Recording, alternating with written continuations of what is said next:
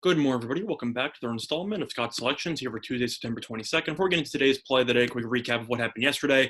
We ended up going with three plays in the Monday Night Football game. We'll start out with the positive. We won the play of the day, which was Alvin Kamara over 37.5 receiving yards, which was available on DraftKings at minus 112. Well, I ended up climbing up to roughly 42.5, so he beat about a 5-yard line move. Didn't really matter. Kamara ended up beating it in the third quarter and ended up coasting an easy win there.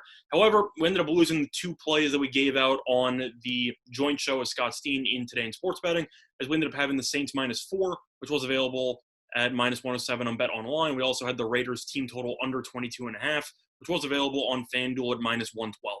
Now, as a whole, we lost about a unit and change on the game. Definitely not the way that I thought the game was going to turn out, especially with the Saints jumping out to an early lead before completely just imploding.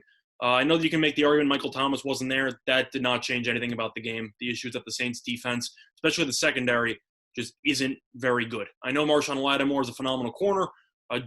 Janoris Jenkins is not. The linebacking core couldn't guard, or even the safety with Malcolm Jenkins. They just couldn't cover Waller to save their lives. And you also have an issue with Breeze potentially being washed as he can't throw the ball more than 20 yards in the air. But either or, the Raiders picked up a nice win there in their opener in Vegas, and we ended up going 1-2. But for today's play of the day here on Tuesday, the NBA is going to be resuming as you have Game 3 of the Nuggets and Lakers series. And for the play of the day, we're going to be doing a repeat of the play of the day for Game 2. We're going to be going with the Lakers first half, and the best line available right now is currently available on Fox Bet, and you have the Lakers first half spread -3.5, which is available at minus 110. Now, a lot of the reasons for this play are going to sound very similar to the reasons 2 days ago because it's the same exact play.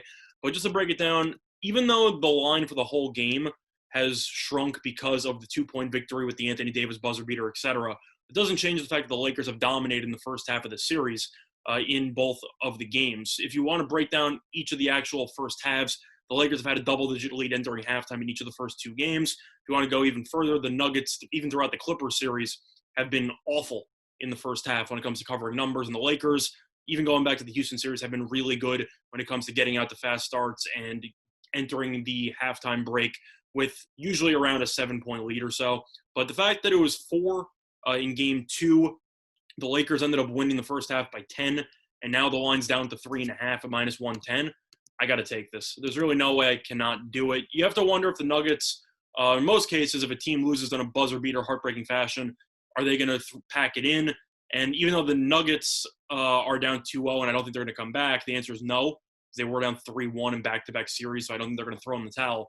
I just think the Lakers just show a greater sense of urgency in the first half, and the Nuggets seem to be a very, very big second-half team, where it seems like all their damage and all their big wins that they've had in the playoffs have come from massive second-half runs. So for that reason, I think the Lakers should be able to take care of business once again in the first half. Until I see the Nuggets actually hang with the Lakers in the first half, I've got to keep taking the Lakers here. And at 3.5, I think the Lakers should be able to enter the break with at least a 4-point lead, especially at minus 110. So the play of the day, once again, for Tuesday, September 2nd, is going to be on the Lakers first half spread, which is available at minus 3.5 at Fox Bet at minus 110 at time recording of 2:30 a.m. Eastern Time. That's been the installment of Scott Selections. Good luck to all of you and your respective bets today. Bye, everyone.